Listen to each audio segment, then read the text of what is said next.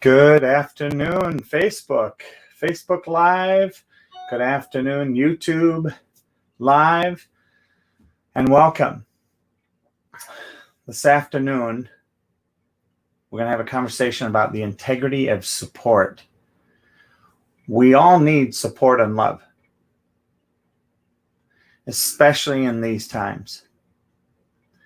And one of the things that I have noticed over the past couple of weeks in social media and across the board is people getting very polarized about the conversations that are out there.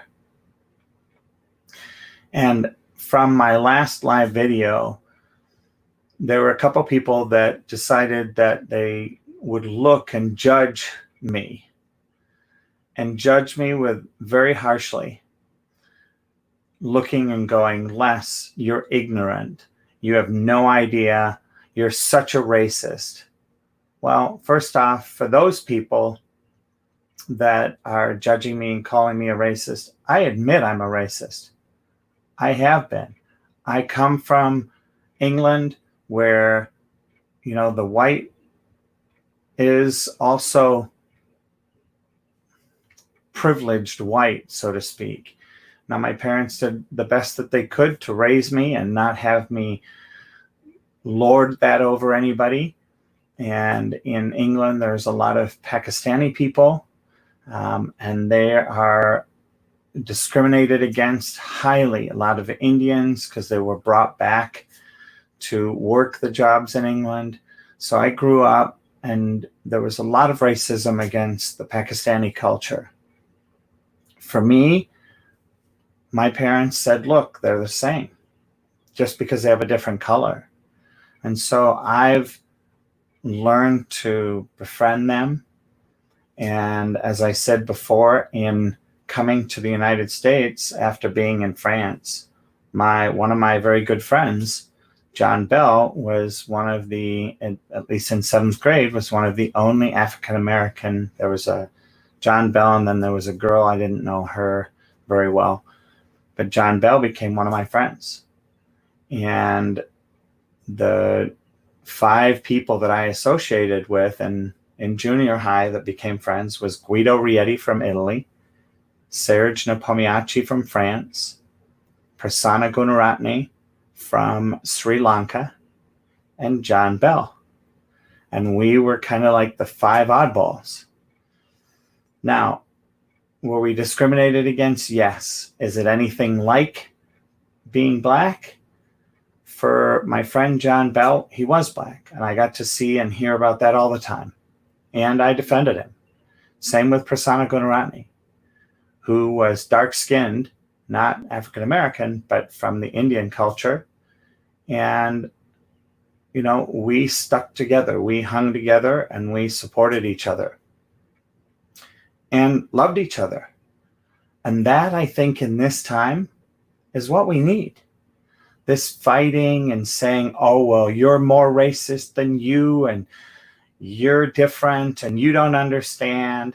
And here's a white person telling me they're less racist than I am.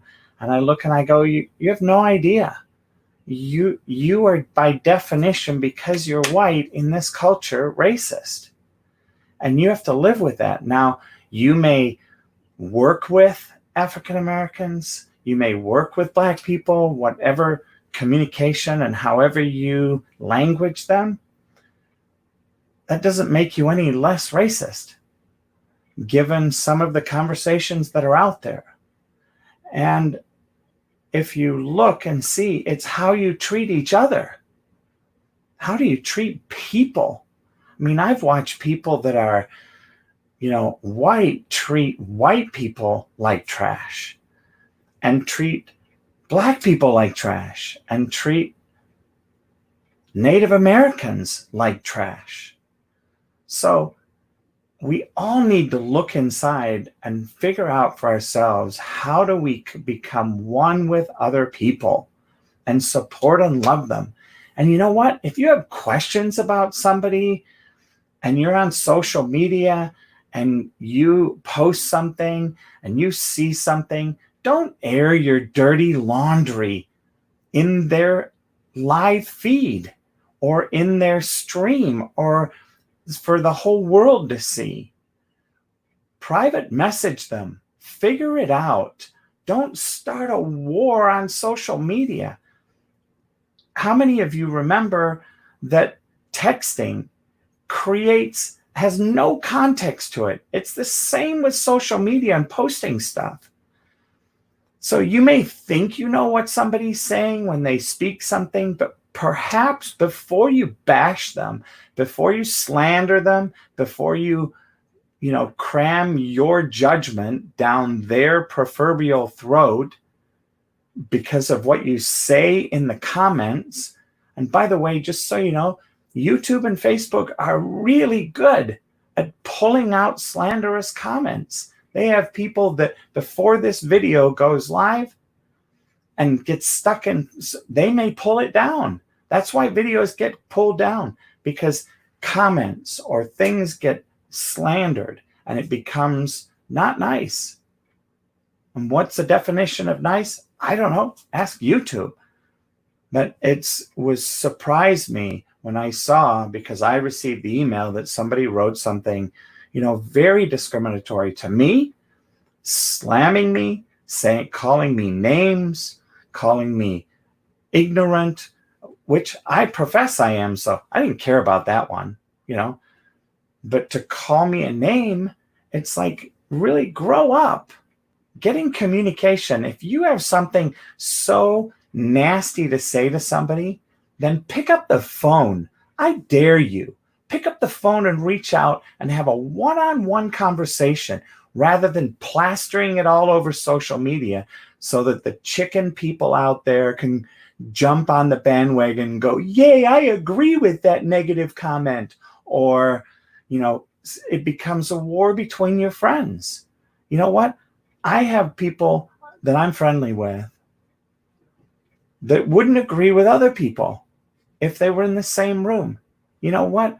Most of the people that I associate with on a regular basis are grown up enough, are adult enough, and are passionate enough and loving enough to hear somebody else's point of view and allow them to have that point of view. If you are not one of those people, then reach out privately. We're missing people right now. We're closed. We've been shut off. Some of us alone for a long time inside of this pandemic. Some of us have been living practically in solitude. Well, guess what? Now's the time to check in, reach out to people. We've all got these beautiful phones. Use them. Call people, reach out, talk to them, Zoom them. You can just Zoom a friend. You can FaceTime a friend before you slam them and air your dirty laundry over social media. Stop doing it. It doesn't work. All it does is create more animosity, more upset, more hatred. And here we are in a world right now that is starving for love. It's starving for touch. It's starving for affection. It's starving for appreciation. It's starving for gratitude. Always, always have a positive intent. Always. Why? Because the other way, I don't know about you, but whether you're a believer or not, the other way is driven by the devil. The devil doesn't want us to be happy. The devil doesn't want us, whatever your word for the devil is, doesn't want us to get along. He wants discord. He wants us to fight. He wants you to loot. He wants you to rob. He wants you to maim. He wants you to hurt each other. He wants you to not listen to your training and do things that are not part of who you are and what you said you were. For the police, he wants the police to get in dirty. He wants the police to do what they're not supposed to do. He wants blacks to fight amongst themselves. He wants blacks. That's what the devil wants. Do you want that? Or do you want a life of peace? Do you want to create a unity, create a bond where we're all fighting for the same thing. You know, for those of you that have any interest, the Bible has a few beautiful sayings in it. And yes, I'm a Christian, and I will profess that. Proverbs 12:15. Stupid people always think they are right. Wise people listen to advice. When's the last time you took a step back and said, perhaps I'm not right in this situation? Perhaps I don't know. Well, I did that a couple weeks ago because I don't know, and I'm still learning, and I'm still interested in digging into this whole conversation. You know, I watched an amazing movie, and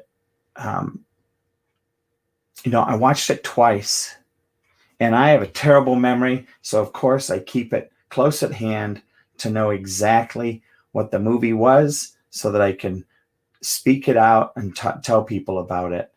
And the movie is I Am Not Your Negro by James Baldwin. And the book was never actually finished, but director Raoul Peck brings in, and one of the narrators is Samuel Jackson. This is what it looks like. That's the name of the movie. And I highly recommend that movie. Highly. For me, if it were up to me, I think history classes should be filled with all of this stuff. It should be filled with the Holocaust. It should be filled with Genghis Khan. It should be filled with the Egyptians and the slavery. It should be filled with the British and the Crusades and all of the horrible stuff that were done in the name of Christianity, that entire world. And then what the Americans did to the Native Americans, what the Americans did to African Americans that were brought in here and created as Negroes in the South, and for the slave trade in the South and in the North, and the Civil War. All of this movie is phenomenal. I highly recommend it and invite you to watch it. And then to expand Proverbs 12:15, I looked at the next couple of verses. And it says, stupid people always think they are right. Wise people listen to advice. When a fool is annoyed, he quickly lets it be known. Sensible people will ignore an insult. When you tell the truth, justice is done. But lies lead to injustice. Thoughtless words can wound as deeply as any sword, but wisely spoken words can heal.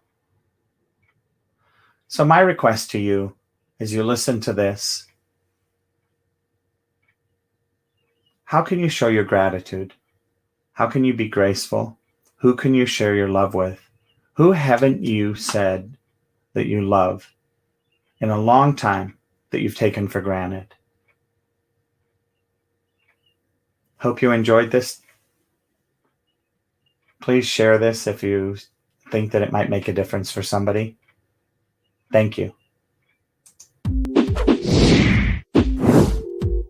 Coaching with Les has doubled my practice.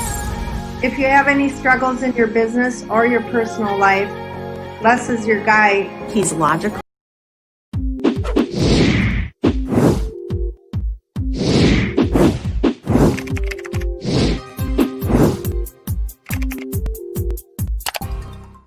Coaching with Les has doubled my practice. If you have any struggles in your business or your personal life, Les is your guide. He's logical. He's empathetic. He has passion for helping people, and his ideas are genuinely thoughtful. So if you're looking for a business coach with integrity, choose Les Hill.